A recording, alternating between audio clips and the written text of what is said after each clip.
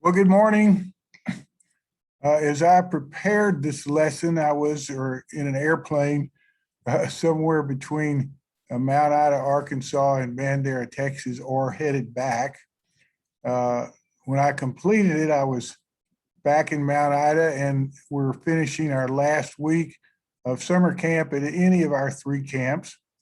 Both our new camp, Camp OTX, and our underserved camp, Camp War Eagle, up in Northwest Arkansas, completed their summers last week. They were safe and successful, but not without a myriad of challenges. Finally, as you watch this, we will have completed our summer at our flagship Camp Ozark. It's been a record-breaking summer for attendance, as people have wanted their children to experience a return to at least some normalcy. It has been safe and meaningful. Above all, we are prayerful, very prayerful, that lives have been changed and souls have been saved. And we're thankful that we have the honor and the blessing of serving God in a way that we love. We are thankful, very thankful for your faithful prayers. We are thankful that you put up with this video lesson series. And of course, it goes without saying that if you ever prefer something or someone different, I get it, okay? But anyway, we're very much looking forward to being with you in person, but not yet. It has been exhausting summer for Susan and me on many fronts, physically and emotionally. And we are looking forward to, and we're going to take a break. We're going to go off the grid, and we appreciate your allowance in allowing us to do that before we rejoin you over Labor Day weekend. So this will be my last lesson for about 3 weeks. After that, we'll return to you in person. So let's get to it. If you remember, last week, our subject was what Jesus and his followers did on the Sabbath, and how the Pharisees had become so beholden to their religion and ritual that they forgot their relationship with God. And we were reminded very directly that we should make sure we don't fall into the same trap. We learned that the Sabbath was instituted by God for 3 primary reasons. One was to celebrate God's provision in our lives, and we need to remember that. 2, to enjoy God's presence in our lives. And 3, to remind us of God's promises to us. And Jesus was basically saying to those who were questioning him, it's not about religion, it's not about ritual, it's all about me, Jesus, God in the flesh. Now, if you remember, our second scripture passage focuses on Jesus healing a man on the Sabbath who had been crippled for decades in the temple in Jerusalem. And from this passage, we gleaned, I think, that Jesus is faithful. He was faithful to worship. He appeared to worship every Sabbath, I think, and he was faithful to minister. And those are 2 things that we should be faithful to: worshiping and ministering. And we also talked about the courage of Jesus in the face of the most severe possible consequences. You know, he was actually could have been accused of blasphemy and put to death right then and there. We saw that he experienced a righteous anger, and that righteous anger at sin was harnessed into action.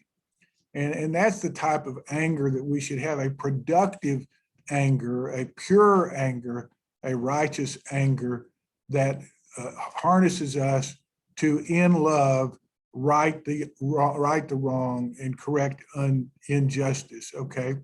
And we learned that Jesus was a fighter, and so should we be, for the kingdom of God and those in it.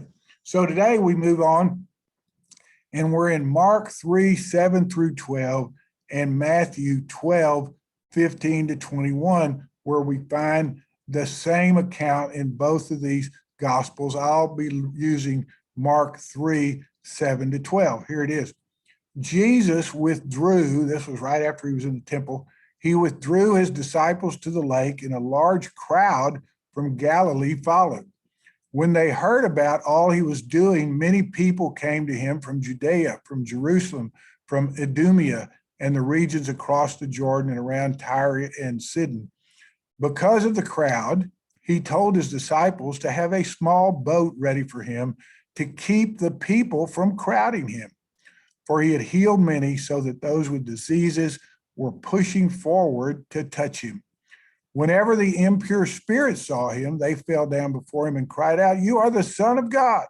But he gave them strict orders not to tell others about him. So, focusing on this account from Mark, and it's pretty much the same in the account from Matthew, I would like to say, I love this quote from Oswald Chambers. He said one time, quote, "If I'm going to know who Jesus really is, I must obey him."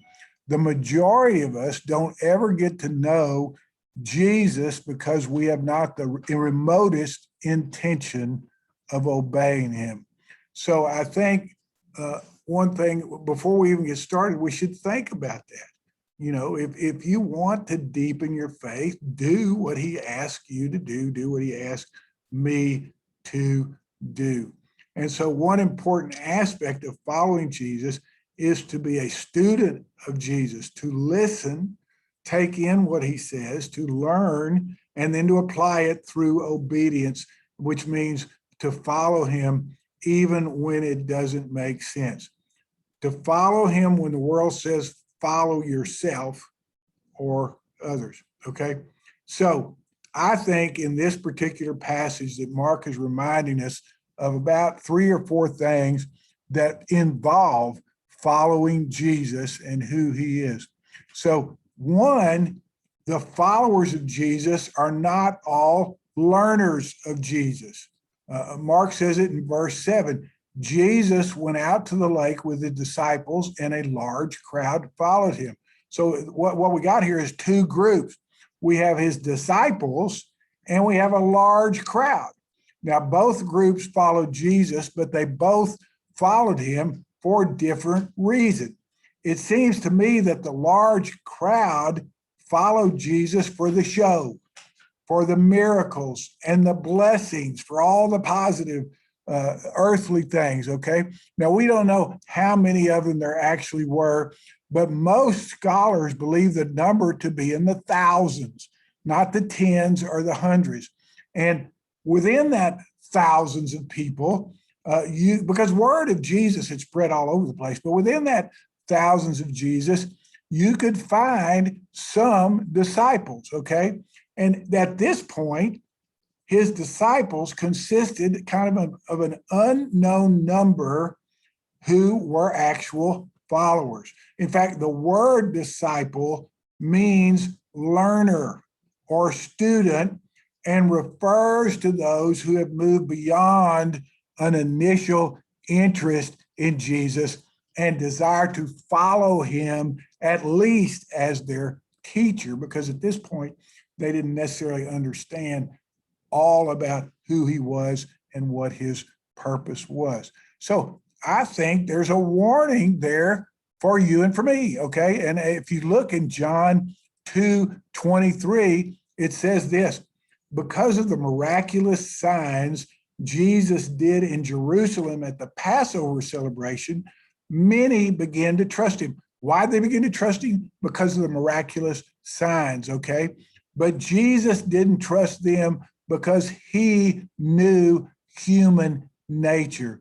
No one needed to tell him what mankind is really like. So what happened in John 2:23 to 25 is these people trusted Jesus because of what he was doing, okay? Because of the show and because of the blessings. And how many people do we know that are all in on Jesus when the blessings are flowing and then begin to fade away when they are not, okay? And so what we know is the crowd wasn't necessarily trusting Jesus to save, or were they interested in becoming a disciple? They believed in him because of what he could do, not because of who he was. So in the case of John, though these people believed in Jesus, Jesus didn't believe in them. And Jesus had no faith in their faith. He knew it was not a true saving faith. So let me ask you this question. Does Jesus have faith in your faith? Does he have faith in my faith? Okay, well, you can answer that for yourself. Look, by the time we get all the way to John 6:66, we read this. At this point, many of his disciples turned away and deserted him. And this is what happens to many. Jesus doesn't do the miracle you want. He doesn't give you the outcome you want.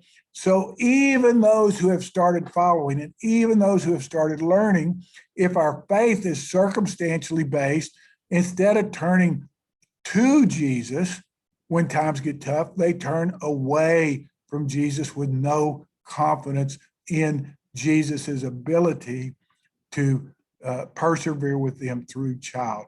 So look, the fact of the matter is, if he doesn't do the miracle you want, you quit. If he doesn't fix your problem the way you think he should, you walk out on him. The sacrifice and the suffering and the inconvenience of following Jesus is too much for the crowd, so they turn away and desert him. So I think there's a caution there, and there is the warning there for us, and that is this. Am I simply part of the crowd watching from a distance? Am I a disciple who enjoys the learning and the following, but not the full out and out commitment? Okay. So I think the first thing we learn is that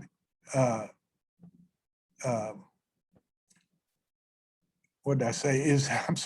Is Jesus is not all are learners of Jesus, okay? Not everyone who follows him. We need to be a student of Jesus, okay? Number two, I think the miracles here of Jesus point to the need for Jesus, okay? Okay, where did all this crowd and vast number of people come from? Look right there in verse 7 and 8. They came from all over Galilee, Judea, Jerusalem, Idumea, from east of the Jordan River, and even from as far north as Tyre and Sidon. This was a long way for somebody that didn't have a car, okay? The news basically about what Jesus was doing had spread far and wide, and vast number of people came to see him. Why? Maybe to witness a show, but because so many of them had needs that had never been met. And the fact of the matter is that Jesus's popularity at this time had no equal in the history of Israel, in the history of the Hebrew people. Even Luke 23 tells us in Matthew 14, Herod was very intrigued about the news about him. So he performed miraculous displays unlike anything in history.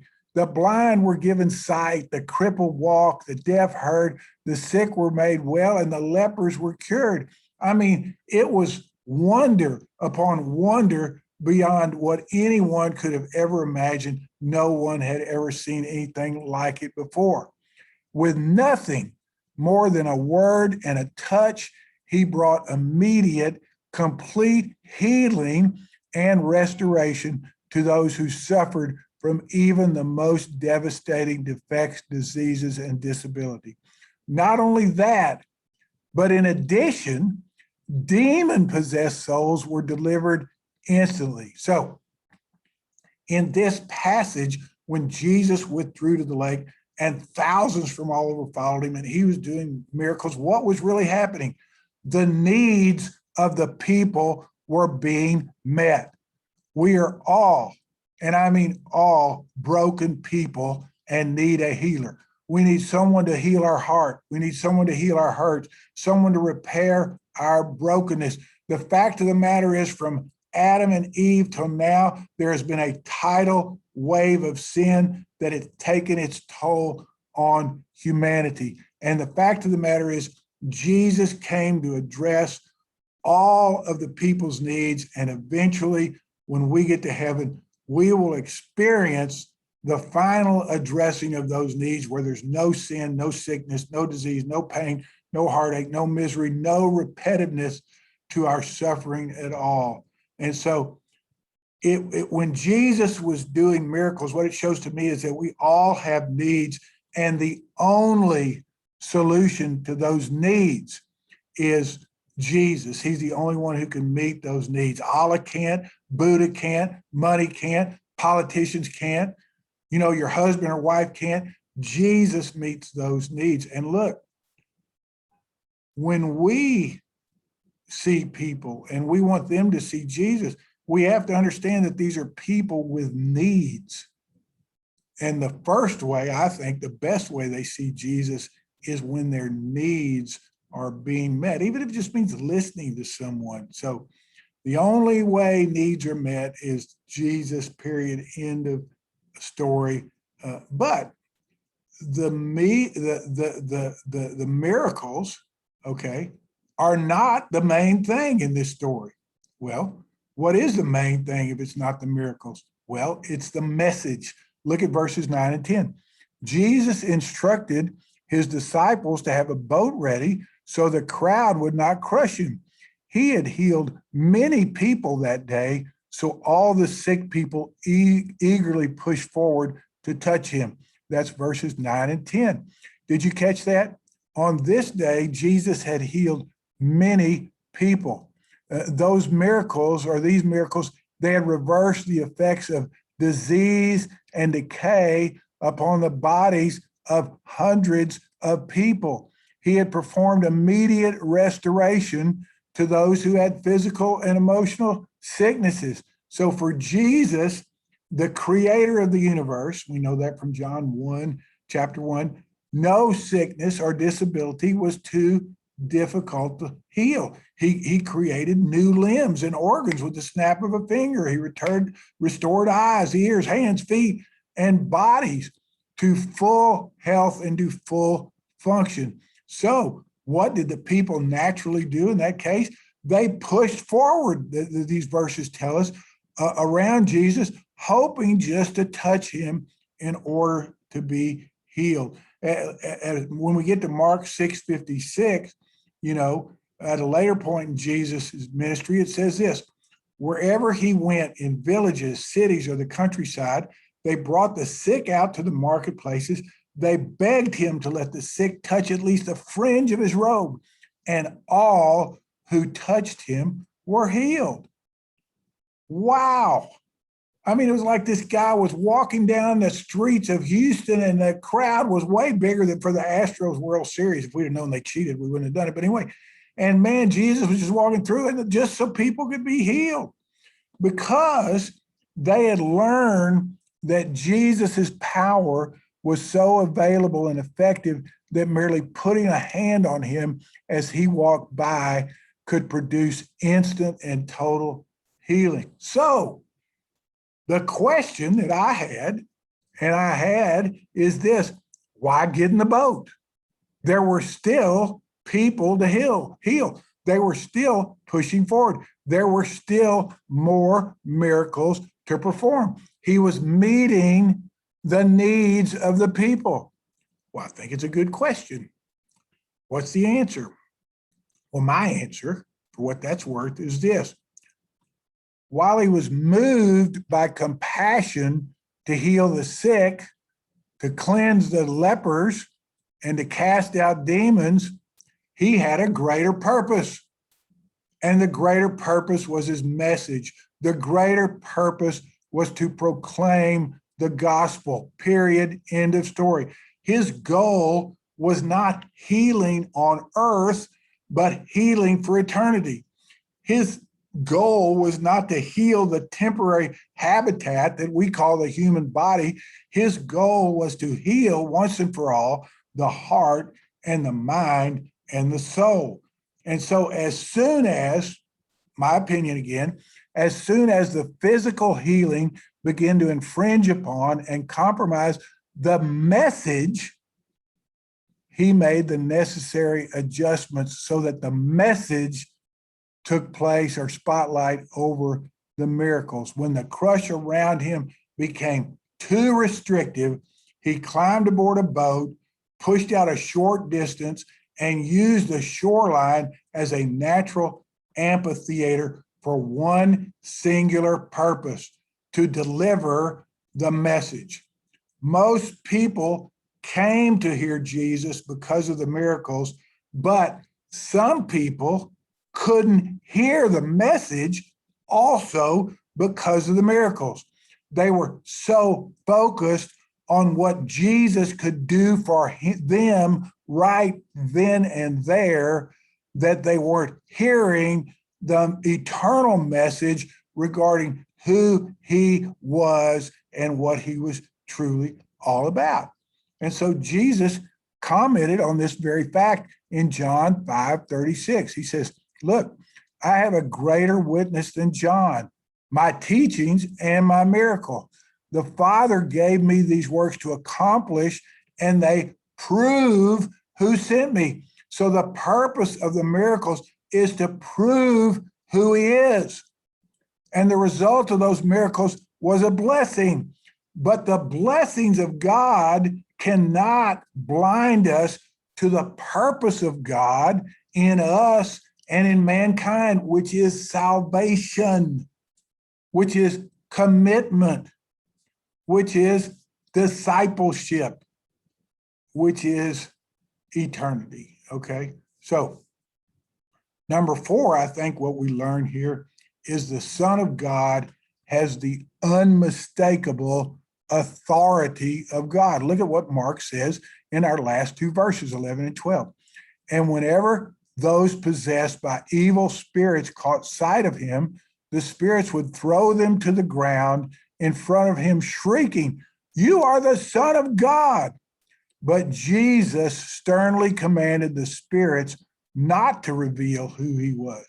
Okay, so yes, many people struggled then. Many people in the crowd struggled then, and they struggle now with the reality of who Jesus was and is. Many people just don't get it, okay? But Satan and his evil spirits have always known exactly who Jesus was and who Jesus is. The evil spirits, the satanic minions, knew that Jesus was the Son of God. Okay, hold on a second. And they knew that, okay? So I think that's important for us to understand and us for important to grasp. Okay, so back then, right then, I hit the wrong button, so I got to get back to where I was. So the fact of the matter is, okay, they knew that Jesus was the Son of God. Now look, while it seems simple, it is important to note that Jesus is the only person in the scriptures called the only Son of God, which means that's what the term Son of God literally means, is God made visible in human flesh. Okay. We see that in John 1:1 and John 1:14, the whole first chapter of John. On the other hand, in the scriptures, Jesus is also called the Son of Man, not here, but in the rest of it. Well, what does that mean? Okay. It means that it literally means if you're the Son of Man, I mean, just think about what it means. It means you are human. And what we know is that Jesus was at the same time all God in the flesh, and all human, the Son of Man.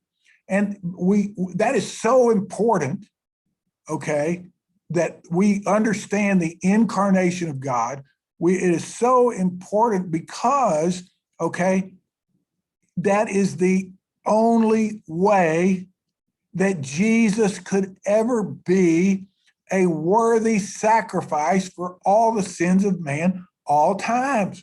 It had to be a like sacrifice, and it had to be a perfect sacrifice. The only way he could be a like sacrifice was to be all man.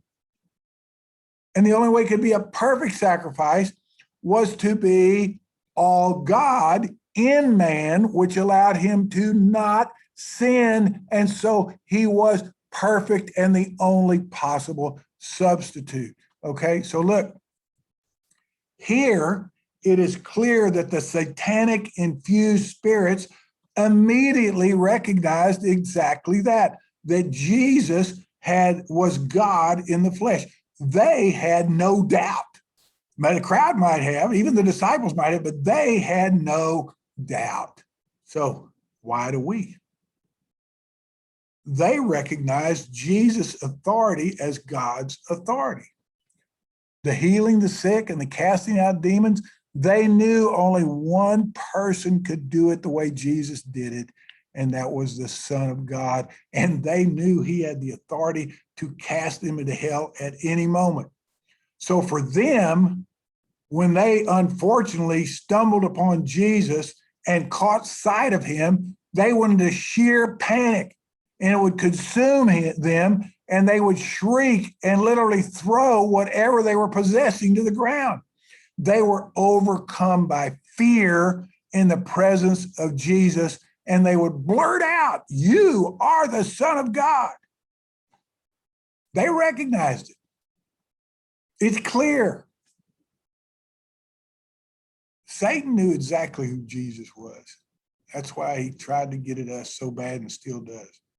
So, but then finally, why tell, or why not tell? Why command the spirits not to reveal who he was? Well, I think that's a valid question. And I'm not smart enough to know for sure, but here's what I think. I think Jesus wanted the people maybe to receive him as the Son of God, but not on the testimony of demons. Okay? I think they wanted him to receive him as the Son of God on the witness of the Holy Spirit in their life, not on the testimony of something that was opposite of who he was. And so, maybe the other thing, it could be that Jesus had a divine plan. We know he had a divine plan to reveal who he was to the people. And we know he did that progressively. Up until now, he hadn't made a big deal about who he was, okay? He's kind of thrown it in there a couple times, okay? And so the demon's proclamation was not in the time frame that he had in mind to fully accomplish his purpose. So I don't know what that's true. I don't know that, but I do know this. Jesus's authority over demons underscores his absolute divine nature. Not only did they recognize him as the Son of God, but when he cast them out, they fled. They ran from him as fast as they could because they knew they were no match for him, and he would be the end of them. When he told them to shut up, they said, "Yes, sir." And so though Satan and his minions were and are his most vicious enemies, they were constrained to submit to Jesus's commands. They're no match for Jesus. Satan messes with us. He messes with me. He ain't no match. He's no match for Jesus, okay? Look, what do these 6 verses tell us? Who is this Jesus we follow? He's the Son of God. He's God in the flesh who came to live among us. He demonstrates that fact by the power of what he says and by the authority of what he does. So knowing that, let's go back to verse 7. And let me ask you this question. Are you and I like the thousands who came that day simply in the crowd, simply there for the show, simply to get what we could get out of it, for the immediate? Or are you and I like the few, the learners, the true followers, the committed, the ones that Mark calls disciples? The next time Susan and I are with you, we're going to talk about the first 12 who were not only apostles, but before that, they were disciples.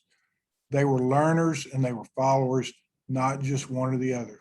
And then we will see that they became something deeper when they were selected and called by divine provision to be apostles.